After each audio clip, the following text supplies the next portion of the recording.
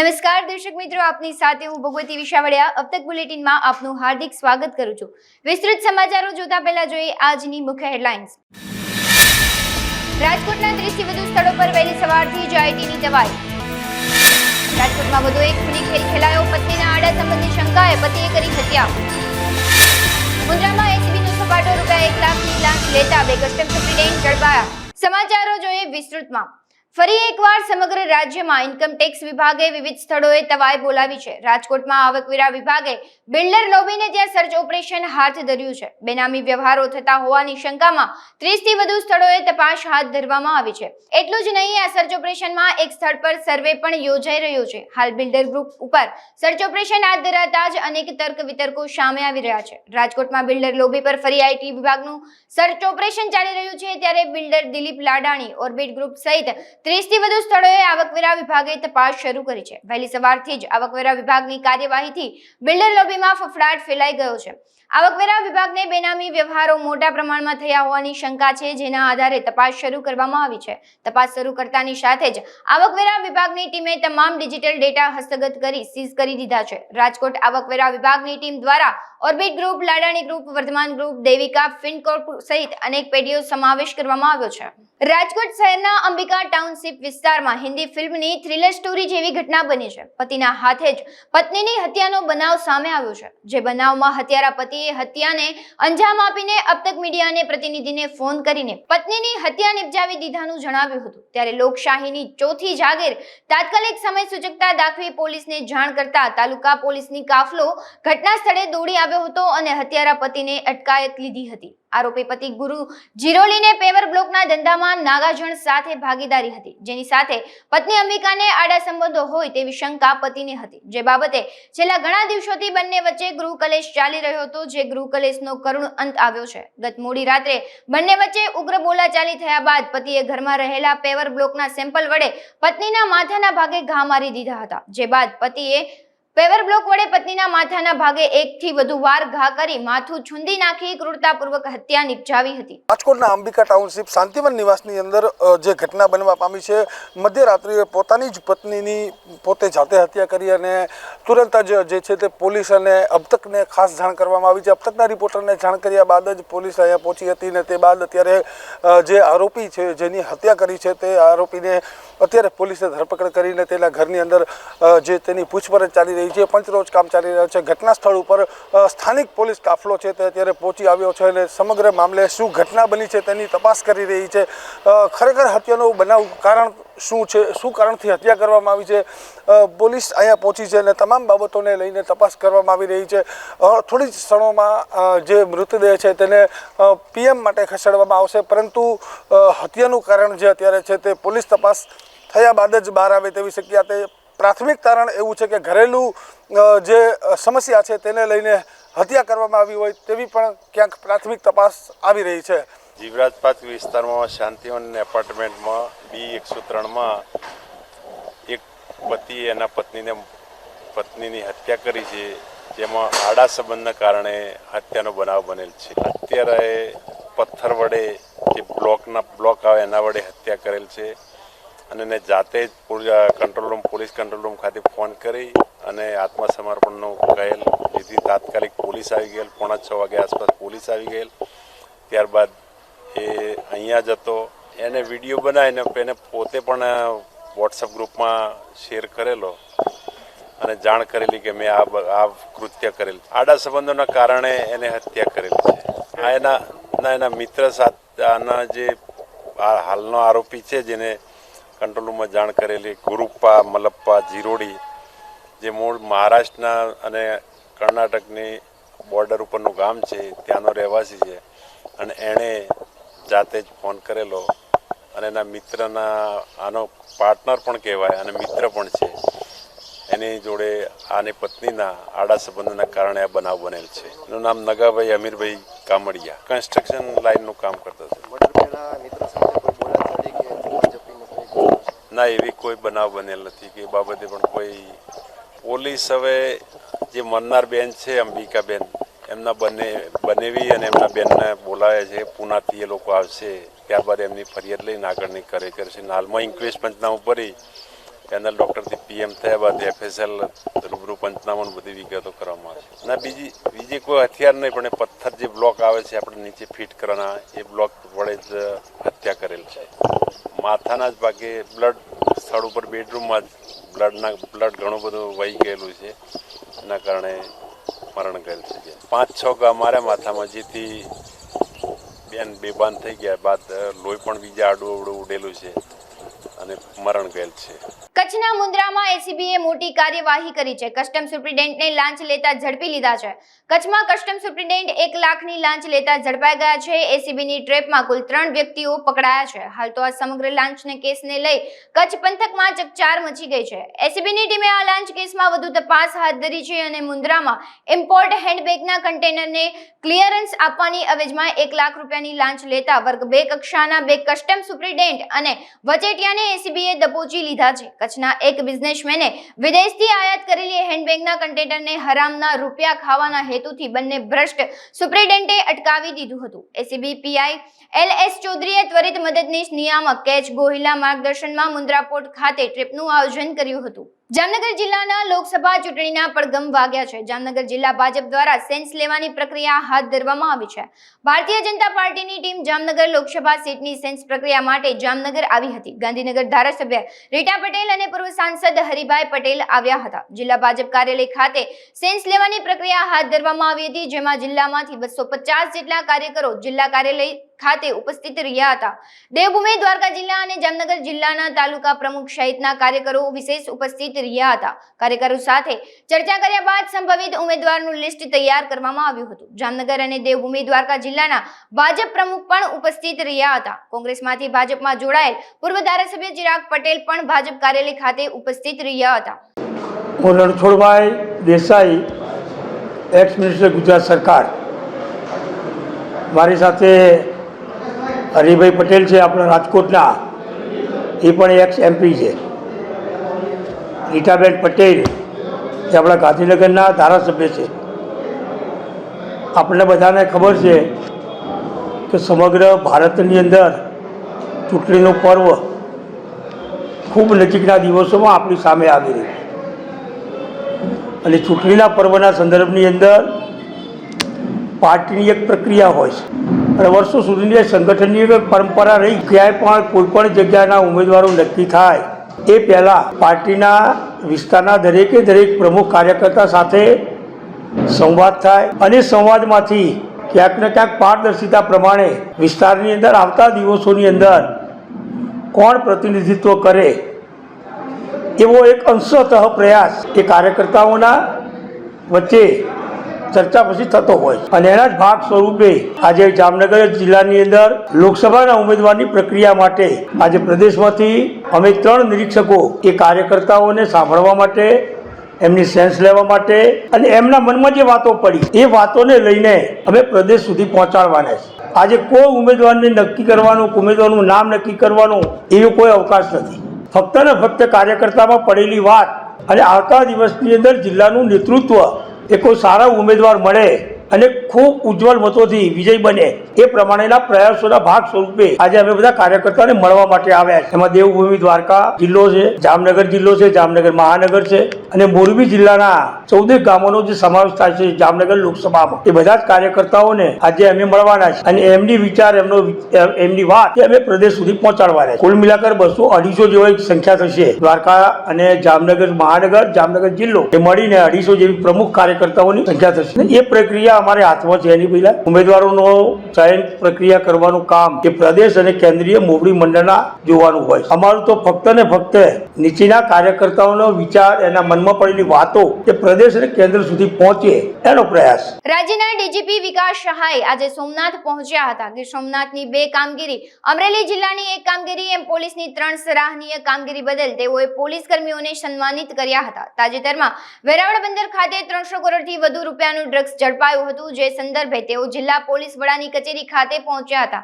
ત્યારે જિલ્લા police staff દ્વારા તેમને ગાર્ડ ઓફ ઓનર આપવામાં આવ્યું હતું, અને ત્યારબાદ તેઓએ ગીર સોમનાથ અને અમરેલી જિલ્લા પોલીસની પ્રશંસનીય કામગીરી બદલ બંને જિલ્લાના ઓપરેશનમાં જોડાયેલા પોલીસ કર્મીઓનું સન્માન પણ કર્યું હતું. ગુજરાત પોલીસના વડા તરીકે ગીર સોમનાથના પોલીસ અધિક્ષક શ્રી અને એમના ટીમના તમામ સભ્યોને, અને પોલીસ અધિક્ષક અમરેલી અને એના ટીમના તમામ સભ્યોને ખૂબ ખૂબ અભિનંદન આપું છું.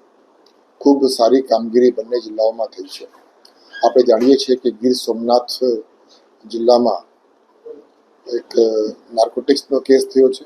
350 કરોડના નાર્કોટિક્સ પકડાયા છે અને એમાં સ્થાનિક પોલીસની જે કામગીરી હતી એને બિરદાવવા માટે અને જે રીતે કામગીરી થઈ છે એનો પ્રથમ ઇન્ફોર્મેશન મને યોગ્ય રીતે મળે અને અધિકારીઓ અને કર્મચારીઓ જે એમાં જવાબદાર અધિકારીઓ હતા, જે લોકોએ આ બધું કર્યું છે એ લોકોને મળવા માટે હું આજે અહીંયા સોમનાથ આવ્યો છું અને તમામ અધિકારીઓ કર્મચારીઓ સાથે મારી મિટિંગ થઈ છે અને એ મિટિંગમાં જે કંઈ આ લોકોએ કામગીરી કરી છે એની માહિતી પણ મેં મેળવી છે અને સાથે સાથે આ પ્રકારનું દુષ્કર્મ, આ પ્રકારનું કૃત્ય કોઈ ભવિષ્ય પણ ન કરી જાય અને એના માટે કોસ્ટલ સિક્યુરિટીના જે અમુક વિષયો છે તે અંગે પણ ચર્ચાઓ થઈ છે અને એ ચર્ચાઓમાં સ્થાનિક અધિકારીઓની સાથે સાથે ગુજરાત પોલીસની જે એટીએસની ટીમ છે એમને પણ સાથે રાખવામાં આવ્યું હતું અને ખૂબ ઊંડાણથી દરિયાઈ સુરક્ષા બાબતની અને અલગ અલગ પહેલુઓ બાબતની એમાં ચર્ચાઓ કરવામાં આવી છે. એ જ રીતે અમરેલી જિલ્લામાં એક ખૂબ જાણીતા નાસ્તા ફરતા આરોપી પ્રોહિબિશનના એમને પકડવામાં આવ્યું છે. એટલે એના માટે પણ તમામ અધિકારીઓ અને કર્મચારીઓને મળ્યો હતો અને એમને એમના રૂબરૂ અભિનંદન પણ મેં આપી છે.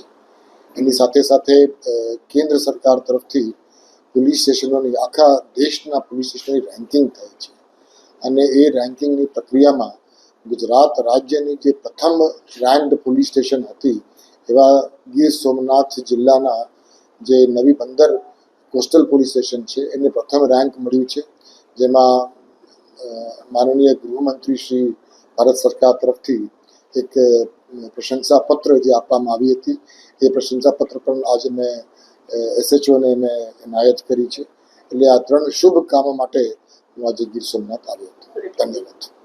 ગુજરાત પોલીસના વડા તરીકે મને આ પ્રકારની જ્યારે પણ કામગીરી થાય તો મને ખૂબ ગર્વ અને આનંદની લાગણી થાય છે અને મને એમ થયું કે બધાને જો મળવું હોય તો હું ગીર સોમનાથ આવીને બધાને મળું, કેમ કે ગુજરાત પોલીસના દરેક અધિકારી, દરેક કર્મચારીનું યોગદાન હોય છે અને એ યોગદાનનું રિકોગ્નિશન યોગ્ય સ્તરે થાય એ જરૂરી છે.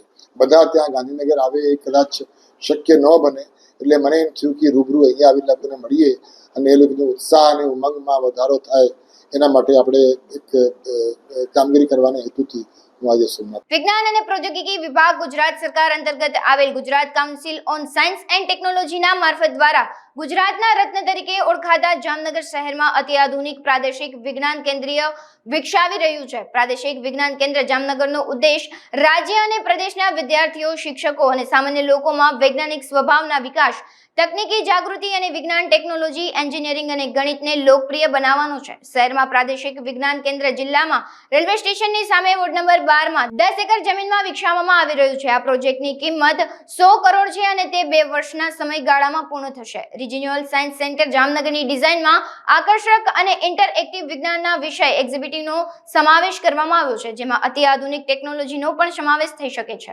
અમૃત ભારત સ્ટેશન યોજના અંતર્ગત મોરબી, હળવદ અને વાંકાનેર સહિત ભારતભરમાં 554 જેટલા રેલવે સ્ટેશન તેમજ 1500 જેટલા ઓવરબ્રિજ અને અંડરપાસના વડાપ્રધાન નરેન્દ્ર મોદીના હસ્તે શિલાન્યાસ અને ઉદ્ઘાટન પ્રસંગ યોજવામાં આવ્યો હતો, જેમાં મોરબીમાં વડાપ્રધાનના હસ્તે શિલાન્યાસ અને ઉદ્ઘાટન પ્રસંગ યોજવામાં આવ્યો હતો. વડાપ્રધાન મોદી દ્વારા મોરબીના રેલવે સ્ટેશનને અતિ આધુનિક બનાવવા માટે નવીનીકરણ કરવામાં આવી રહ્યું છે. આ રેલવે સ્ટેશનમાં રજવાડા વખતની જે ડિઝાઇન અને કોતરણી છે તેને યથાવત રાખવામાં આવી છે અને તેની ઐતિહાસિક ખાસિયત જાળવવામાં આવે તેવી મોરબી વાસીઓમાં માંગ ઉઠી રહી છે. મોરબીનો ઇતિહાસ તમે જુઓ તો રેલવેનું 1890માં ઇતિહાસ જૂનો રેલવે સ્ટેશન હતું, જૂની કોતરણી હતી વાઘજી ઠાકોરની, કે આ બાબતમાં વાઘજી ઠાકોરે ઘણો ભોગ દીધો મોરબી બાબતમાં રેલવે સ્ટેશનને. આજે આધુનિક થઈ ગયું છે તો આ બાબતમાં બહુ સારી કહેવાય. દેશના વડાપ્રધાન શ્રી નરેન્દ્રભાઈ મોદીએ બહુ સારું વિચાર્યું અને મોરબીની અંદર એક આ ઐતિહાસિક થાય છે. તો એવી પ્રજાજનોની માગણી છે કે જે જૂની કોતરણી છે એ કોતરણી એમને એમ રહેવા દઈએ તો વધારે સારું, કારણ કે મોરબીનું એક નાક કહેવાય કે જેની નોંધ લેવાય ઉપર વિશ્વમાં કે આવી મોરબીની એક કોતરણી હતી. અમૃત ભારત સ્ટેશન યોજના હેઠળ 554 રેલવે સ્ટેશન પુનઃ વિકાસ અને 1500 ઓવરબ્રિજનું 41,000 કરોડનું રેલવે પરિયોજનાનું પીએમ મોદીએ વર્ચ્યુઅલ ઉપસ્થિત રહી ઉદ્ઘાટન અને ખાતમુહૂર્ત કરી વિકાસ કાર્યોનો એક ઇતિહાસ રચ્યો છે, જેમાં રાજકોટ ડિવિઝનના 182 કરોડના 12 રેલવે સ્ટેશનના માળખાગત પ્રોજેક્ટના શિલાન્યાસ કરવામાં આવ્યો હતો। ઓખા રેલવે સ્ટેશન ખાતે નગરપાલિકા પ્રમુખ ઉષાબેન ગોયલના અધ્યક્ષસ્થાને મોટી સ્ક્રીનમાં જાહેર વિડીયો કોન્ફરન્સ કાર્યક્રમ યોજાયો હતો। અહીં આમંત્રિત મહેમાનોનું ફૂલોથી સ્વાગત કરી પ્રમુખના હસ્તે ઓખા રેલવે સ્ટેશનના કામોનું ખાતમુહૂર્ત કરવામાં આવ્યું હતું, જેમાં શાળાના બાળકો દ્વારા સ્વાગત ગીત, રાસ ગરબા જેવા વિવિધ કાર્યક્રમો, બાળકોએ વિવિધ સ્પર્ધાના પ્રમાણપત્રો આપી સન્માનિત પણ કરવામાં આવ્યા હતા। જિલ્લા ઉપપ્રમુખ મોહનભાઈ બારાય, પૂર્વ પ્રમુખ ચેતન માણેક, ચેમ્બર ઓફ કોમર્સના પ્રમુખ, શાળાના શિક્ષકો, વેપારી અગ્રણીઓ મોટી સંખ્યામાં હાજર રહ્યા હતા। નમસ્કાર। આજ રોજ આપણા યશસ્વી વડાપ્રધાન નરેન્દ્રભાઈ મોદી સાહેબના હસ્તે ઓખામાં પણ એમ કે આખા 554 રેલવે સ્ટેશનોનું ઉદ્ઘાટન કરવામાં આવેલું છે। તો અત્રે મારી સાથે ઉપસ્થિત છે ઓખા નગરપાલિકાના પ્રમુખ મહોદયા શ્રીમતી ઉષાબેન ગોહિલ। તો આપ શ્રીને આ લોકાર્પણ પ્રસંગે આવી અને કેવું લાગ્યું અને આપના પ્રતિભાવ શું છે? બહુ સારું કર્યું છે શ્રી નરેન્દ્રભાઈ મોદી દ્વારા જે રેલવેમાં જે સુવિધા આપી છે તે બહુ જ ખરેખર બહુ સારી છે। એટલે કહ્યું કે રેલવેમાં ખરેખર બહુ સારી સુવિધાઓ આપવામાં આવે છે, જેથી કરીને દરેક લોકો આબાલ વૃદ્ધ એમાં કમ્ફર્ટેબલ મુસાફરી કરી શકે। તો ફરીવાર કોંગ્રેચ્યુલેશન્સ ટુ ઇન્ડિયન રેલવે અને યશસ્વી વડાપ્રધાન મોદીજીનો આ સિદ્ધિથી સંકલ્પથી સિદ્ધિ તરફે લઈ જાય છે કે એમણે જે સંકલ્પ કર્યો હોય એ સિદ્ધિમાં બદલીને જ રહે છે। જેમ કહેવાય છે કે આફતને અવસરમાં બદલે એમનું નામ નરેન્દ્રભાઈ મોદી।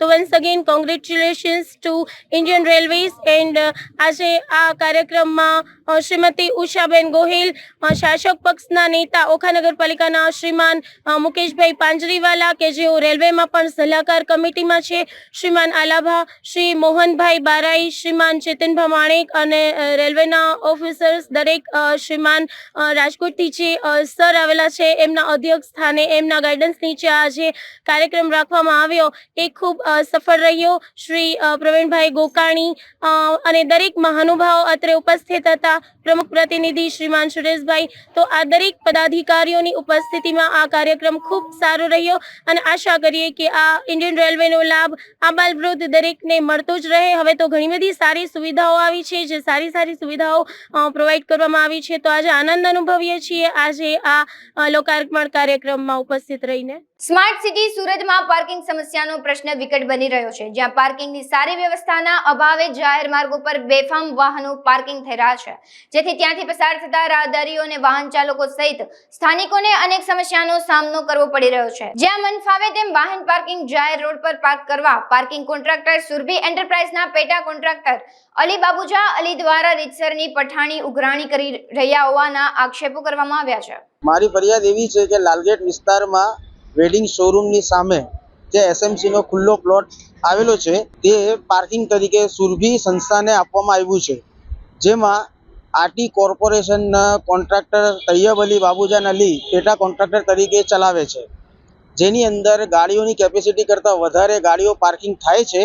અને બીજી વસ્તુ કે ગાડીની પાર્કિંગની જગ્યા નથી હોતી તો બી એ રોડની ઉપર ગાડી પાર્કિંગ કરાવીને લોકો પાસેથી પૈસા વસૂલે છે, જેના કારણે રોડની સમસ્યા અને ટ્રાફિકની સમસ્યા એટલી ઊભી થાય છે કે પબ્લિકને ખૂબ જ પરેશાની થાય છે। જ્યાં બાજુમાં સૂફી હોસ્પિટલ હોવાથી 108 કે ઇમરજન્સી વાહનોને જવા માટે ઘણી બધી તકલીફો પડે છે। આજે મેં ત્યાંથી જતો હતો ત્યારે મેં તે કોન્ટ્રાક્ટરને ગાડીઓ પાર્કિંગ બહાર કરાવી હતી, તો મેં તેને કીધું કે આ બધું શું છે ભાઈ?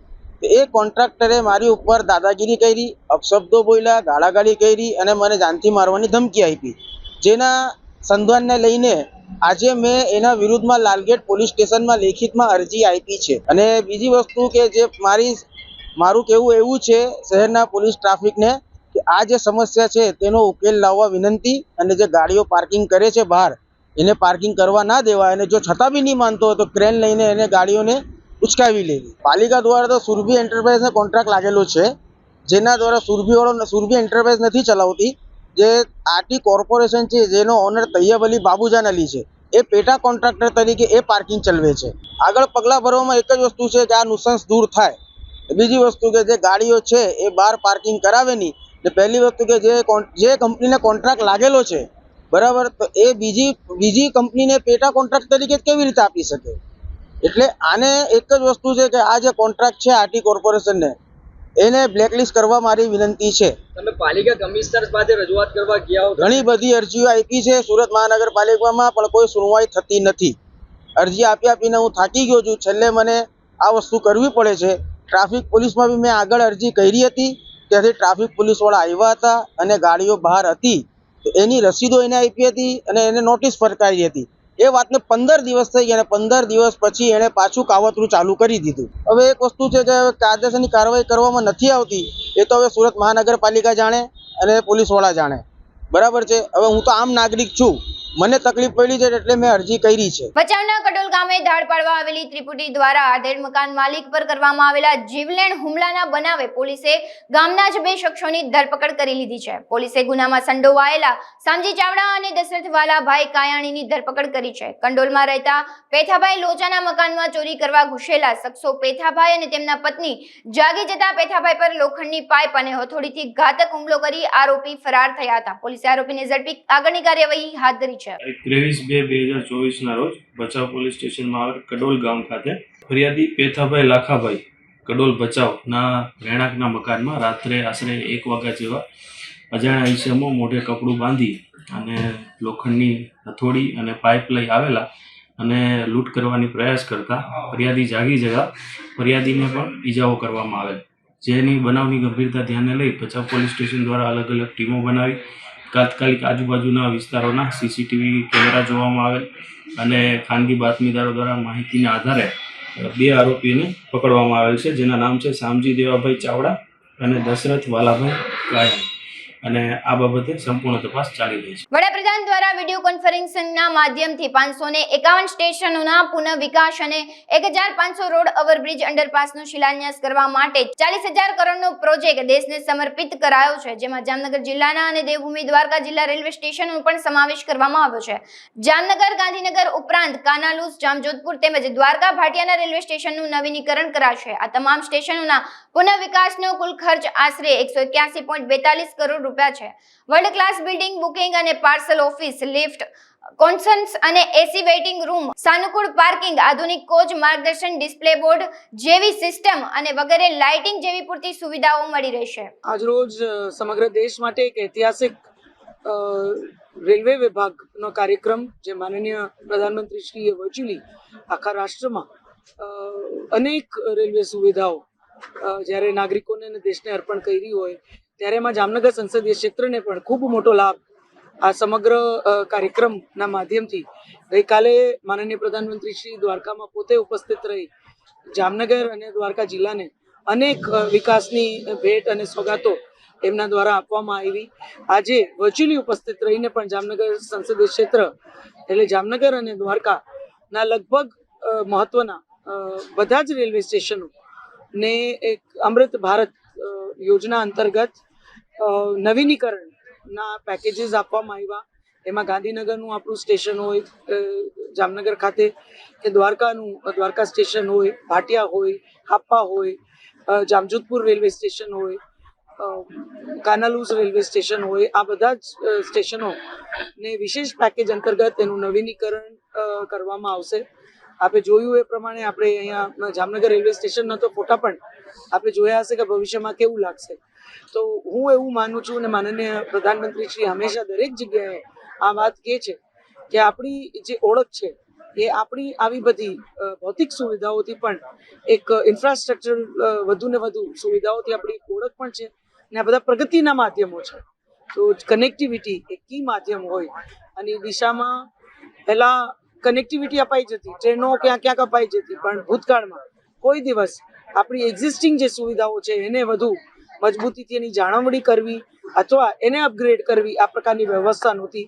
અને પ્રધાનમંત્રીશ્રીએ અમૃત ભારત પેકેજ અંતર્ગત દેશના અનેક રેલવે સ્ટેશનોનું નવીનીકરણ, મજબૂતીકરણ તો કર્યું છે, પણ એમાં જામનગર સંસદીય ક્ષેત્રમાં આપ સૌ નાગરિકોને આપના માધ્યમથી પણ જણાવવા માંગુ છું કે આ બધા સ્ટેશન જેનો મેં ઉલ્લેખ કર્યો, 8 મુખ્ય સ્ટેશન એ સિવાયના પણ નાના જેટલા સ્ટેશનો છે એમાં પણ નવી સુવિધાઓ જેમ કે પ્લેટફોર્મ રિપેરિંગ, એક્સટેન્શન, શેડ્સ, આ બધી વેઇટિંગ એરિયા, આ બધી સુવિધાઓ અને ઓવરઓલ બધું મેન્ટેનન્સ આવતા દિવસોમાં અમૃત ભારત પેકેજ અંતર્ગત કરવામાં આવશે. ત્યારે હું સર્વે નાગરિકોને ખૂબ ખૂબ અભિનંદન પાઠવું છું અને માનનીય પ્રધાનમંત્રી શ્રી પોતે કે છે એમ કે આપણે એમના માટે જે છેલ્લું છે એ પહેલું છે. આપણે છેવાડાના વિસ્તારમાં રહેતા હશું પણ આપણે કનેક્ટિવિટીના માધ્યમથી, યાતાયાતના માધ્યમથી દેશ સાથે અવ્વલ ક્રમની આપણે કનેક્ટિવિટી મળે, આપણે દેશમાં ગમે ત્યાં પહોંચી શકીએ પ્રકારની વ્યવસ્થા રેલવેના માધ્યમથી મળે, એ પ્રકારે જે કાર્ય રેલ વિભાગ દ્વારા જામનગર સંસદીય ક્ષેત્રમાં થઈ રહ્યું છે એ બદલ હું માનનીય પ્રધાનમંત્રી શ્રી, માનનીય રેલ મંત્રી આદરણીય અશ્વિની વૈષ્ણવજી, આ તમામનો હૃદયપૂર્વકનો ખૂબ ખૂબ આભાર માનું છું અને સર્વે નાગરિકોને આ તકે ખૂબ ખૂબ અભિનંદન પાઠવું છું. રેલ વિભાગ જે સતત આ છેવાડાના ક્ષેત્રમાં કેવી રીતે વધુ સુવિધાઓ મળે એ માટે કાર્યરત છે, ત્યારે વિભાગના પણ 2 division, Bhavnagar division, Rajkot division ને પણ વિશેષ સર્વે અધિકારીગણ, કર્મચારીગણને વિશેષ નાગરિકો વતી એમનો આભાર માનીને અભિનંદન પાઠવું. હાલ સમાચારોમાં બસ આટલું જ. વધુ સમાચારો જોવા માટે તમે જોતા રહો અબ તક. નમસ્કાર.